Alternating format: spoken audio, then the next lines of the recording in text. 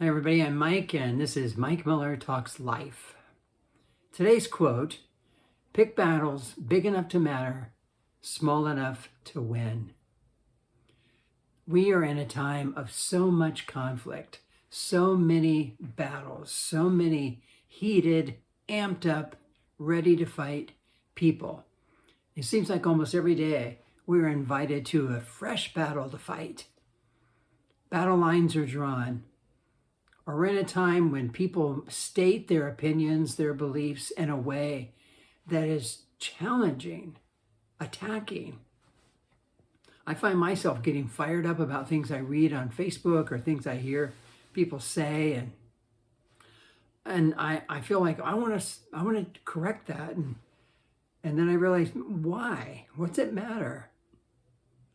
I'm older now, and so I've learned a few things, I hope.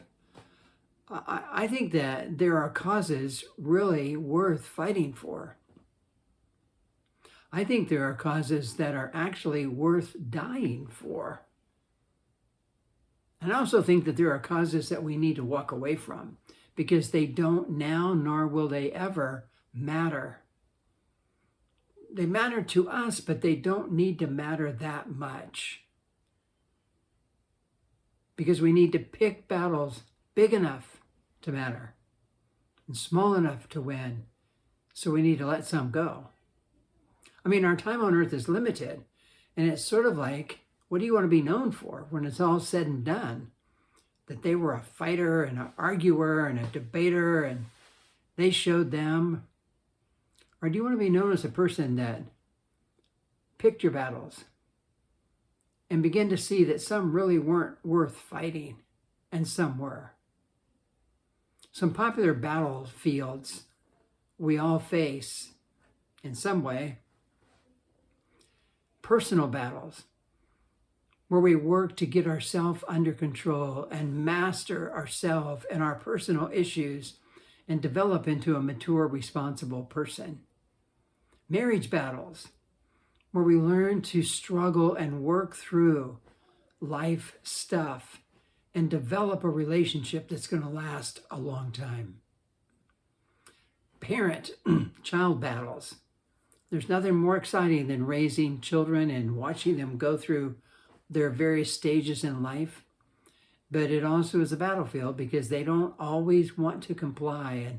And sometimes there's some standoffs and they're battles. They're hard. Religious wars, cultural wars, and race battles are so popular right now. And they're big. And these are those battles where we learn to accept everyone as equal, because everyone is equal. We learn to tolerate differences. We learn to allow people to be different. And political battles. This is a hotbed. Man, there are so many battles right now in the political world. And it's kind of frightening because it's sort of like we've opened the gate and you wonder, man, this is getting bigger and bigger. Politics is so divisive by its very nature. And voting, by its very nature, creates division and conflict because you have winners and losers. And that's always hard.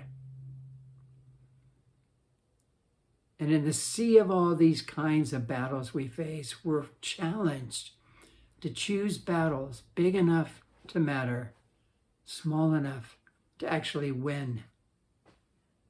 And winning is not destroying the other person. It's not blowing them out of the water. It is attacking the problem. It is coming up with solutions. It is choosing to dialogue and think through differences and allowing people to walk away retaining their sense of self-respect and dignity. That's a win. I put together a few guiding questions to help us make battle choices to determine if one's really big enough to matter or not.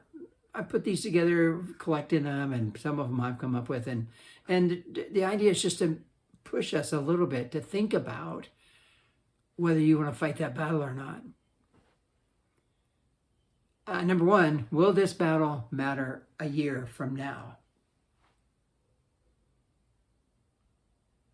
Will it matter?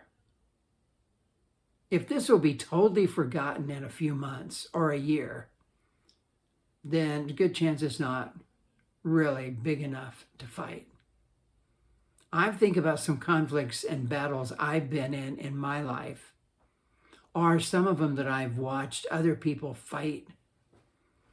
And I'd be curious to bring those people back and talk about it. I bet many of them wouldn't remember much about what caused all that. Sometimes in marriage, when I've done marriage counseling, people come in and they're in conflict over some pretty small things, but they're so wrapped up in it, it's huge to them. And some very good marriages are really on the line because they can't seem to let go. I've seen them fight over decorating or painting homes. One wants one color and one wants the other. And it's like, is this really worth it? Is this going to matter? And maybe you need to let go, kind of a thing. So, in our parenting battles, your kid suddenly comes home one day and wants green hair. I don't know if that's a battle worthy of fighting. And I think sometimes it helps to keep the big picture in mind. What's the goal? What's the goal in this marriage? What's the goal with parenting this child? And then look at it from that. Will this interfere with that? Or is it just a thing? Will it matter a year from now? Number two, is this about my ego and my pride? My feelings were hurt. They cut me off in traffic. They got the parking place I wanted. They took the last one and I really wanted that. I can't believe it. And you're all upset. Arrogance and pride causes us to be unreasonable and just earth scorchers when it comes to battle. Nothing is left in our path. We can't let things go. We are always offended and we're always seeking to get even when our ego and pride is driving us. The Bible has some pretty good advice, and I'm a follower of Jesus, so I'm kind of a fan of that. But you may not be, but this is good advice. It's hard. But boy, it really changes things. The teaching is it's better to humble ourselves. It's better to consider other people's needs as more important than ours. It's better to give up your rights and choose to be second. Man, that's hard. But boy, it really changes how you come off. It really changes the environment of the people you're relating to. You see, pride always gets in the way of loving and valuing people. It always gets in the way of tolerating differences and accepting other people. So if this battle is really about ego and pride, well, instead of going to battle, it's time to pull back and do some inside work on yourself. Number three, is this battle keeping me from more important issues? There's a lot of very important things in life. There are a lot of issues going on in our country that are really important. But we're involved in battles that keep us from having any extra time or energy to pour into something that really matters. We're so busy fighting a battle that we don't have time to invest in quality relationships with your family, your spouse, your children. You don't have the time to invest time and energy in your own personal growth. You don't have time to plug into that worthy cause that's going on.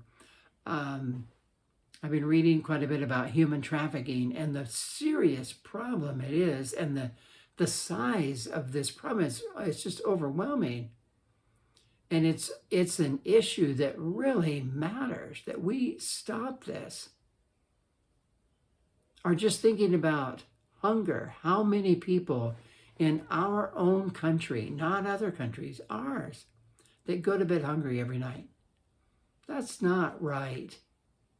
Those are issues that we should get fired up about, and others, and get involved in doing something about. It's sort of like you'll have this thing of like, yeah, I just don't have time for that battle right now because I'm doing this, and this really matters. So, is this battle keeping you from more important issues? Number 4, will winning this battle cost me more than a win is really worth? Sometimes you might win, but you lose some pretty important things in the process. I think some of these movies, television programs I've seen where people are fighting for their land and all this kind of stuff, and when it's all said and done and the smoke clears, the guy may have won, but he's lost his wife, his children, other valuable things. And so you're wondering, was the cost really worth all that? So that's why it's so wise, before you step up and enter the battlefield, to count the cost before you weigh in. Is it worth losing a son or daughter? Is it worth losing a significant friendship? Is it worth losing your respect that you've earned? These are tough issues to weigh. I mean, there's nothing harder when you have a personal conviction about something that is wrong, and then suddenly you have a son or daughter that's living that out. And that's a battle. You have to decide, will standing this way, is it worth it? Because I very well may lose my son or daughter. It's just something to think about, something to wrestle with. I'm not going to tamper with your personal convictions, but I'm saying sometimes we're called by those convictions to fight for something, and I'm wondering, you need to count the cost of what you might lose. See, sometimes these battles, they're not just about us anymore. We have other people that get drug into these battles with us. Number 5, does this battle threaten the most important things in my life? I mentioned earlier that some battles really are worth fighting. And it's in this point, I think, some battles threaten the most important things in my life, and that's why it's worth fighting for. Does this really threaten my spouse and my marriage? Does this threaten my children, their future, my relationship with them? Does this threaten my faith and my freedoms to practice my faith and grow in my faith the way I feel led and convicted to do? Does this threaten my core values, the things that I deem the most important, most essential to me?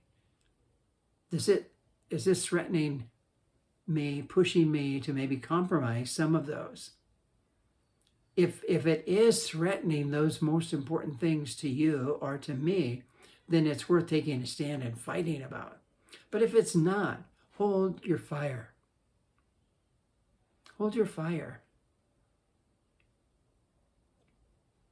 Some people that like to fight are going to say, after looking at these list of thought points, gosh, what do I get to fight about? Well, maybe that's the point of this.